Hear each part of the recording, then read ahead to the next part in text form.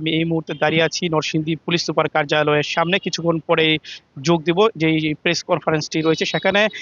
গতকালকে কিন্তু যে মামলার অন্যতম হত্যাকাণ্ডের সাথে জড়িত সন্দেহে গ্রেপ্তার করা হয়েছিল আমিনার সৎ বাবা অর্থাৎ আশরাফকে। তিনি তাকে সকালেই পুলিশ আটক করে এবং তাকে নিয়ে জিজ্ঞাসাবাদ করলে বিকেলের নাগাদ তাকে দিয়ে 164 অর্থাৎ 164 ধারায় জবানবন্দি গ্রহণ করেছে বলে আমি একটি সূত্র থেকে জানতে পেরেছি। তবে এছাড়াও কিন্তু মামলার আরো যারা অন্যতম কয়েকজন আসামি রয়েছেন তাদেরকেও 164 এর আওতায় নিয়ে এসেছেন বলে আমাকে জানিয়েছেন।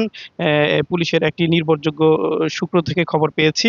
তবে আপনাদের আরেকটা বিষয় অবগত করে রাখি, যে যে বিশেষ করে যেই আজকে যে প্রেস ব্রিফিংটি হবে নরসিংদী পুলিশ সুপার কার্যালয়ের সম্মেলন কক্ষে, চাঞ্চল্যকর আমেনা হত্যার ঘটনায় সৎ পিতা অর্থাৎ আশরাফ এবং প্রেমিক নূরা এবং দলবদ্ধ ধর্ষণের আসামি হযরত গতকালকে সন্ধ্যায় নরসিংদীর চিফ জুডিশিয়াল ম্যাজিস্ট্রেট আদালতে 164 ধারায় জবানবন্দি দিয়েছেন। তবে তারা কি জবানবন্দি দিয়েছেন সেটি আমাদের কিন্তু আনুষ্ঠানিকভাবে না জানালেও আমি কয়েকটি সূত্র থেকে অর্থাৎ চ্যানেল ওয়ান কয়েকটি সূত্র থেকে নিশ্চিত হয়েছে যে আমেনার সৎ বাবা অর্থাৎ আশরাফ 26 তারিখ অর্থাৎ 26শে ফেব্রুয়ারি আমেনাকে কিন্তু অর্থাৎ 25 তারিখ রাতে 8টার দিকে তাকে হত্যা করে একটি সরিষা বাগানে খিলগাঁও এলাকায়, এবং সকাল এবং 26 তারিখ সকাল 8টার দিকে কিন্তু তার মরদেহের অর্থাৎ লাশের সন্ধান পাওয়া যায় সেখানে। তবে আমি কিন্তু ওই দিন কথা বলেছিলাম আমেনার বিশেষ করে যেই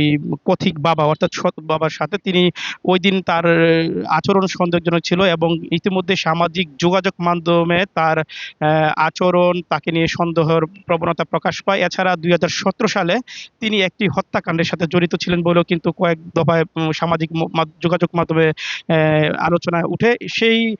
সেই আলোচনা থেকেই কিন্তু পুলিশ তাকে সন্দেহের জায়গাতেই রেখেছিল। তবে আমাকে পুলিশের আরেকটি জায়গা থেকে নিশ্চিত করেছে গত 6 দিন আমেনার সৎ বাবাকে পুলিশ অর্থাৎ নজরদারির মধ্যে বাসাতে রেখেছিল এবং গতকালকে যেই বিশেষ করে তথ্য প্রযুক্তির সহায়তায় ঘটনার যেই স্থানে আমেনাকে হত্যা করা হয়েছিল সেই স্থানে কিন্তু একমাত্র লোকেশনের মধ্যে আমেনার বাবা আশরাফের মোবাইল লোকেশনটি পাওয়া গিয়েছিল।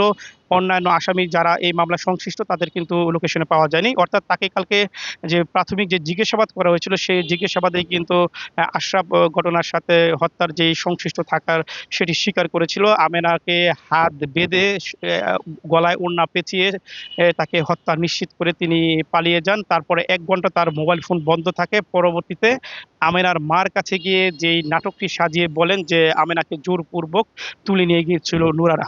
তবে নুরারা গত 15 দিন আগে অর্থাৎ হত্যাকাণ্ডের 15 দিন আগে যে ধর্ষণের যে অভিযোগগুলি ছিল সেই ঘটনাগুলো সঠিক ছিল। তারাও কিন্তু 164 আদালতে সেগুলো স্বীকার করেছেন বলে আমরা একটি সূত্র থেকে জানতে পেরেছি। এছাড়া মামলায় আরো গ্রেপ্তার রয়েছেন স্থানীয় একজন বিএনপি নেতা আহমেদ মেম্বার, যিনি সালিশ দরবার করার কারণেই তাকে গ্রেপ্তার করা হয়েছে। সব মিলিয়ে যদি আপনাকে বলতে চাই হয়তো আর আধা ঘন্টা পরে আমরা আনুষ্ঠানিকভাবে জানতে পারবো এই হত্যাকাণ্ডের আসল রহস্য। সে পর্যন্ত আপনারা চোখ রাখুন চ্যানেল ওয়ানের পর্দায়।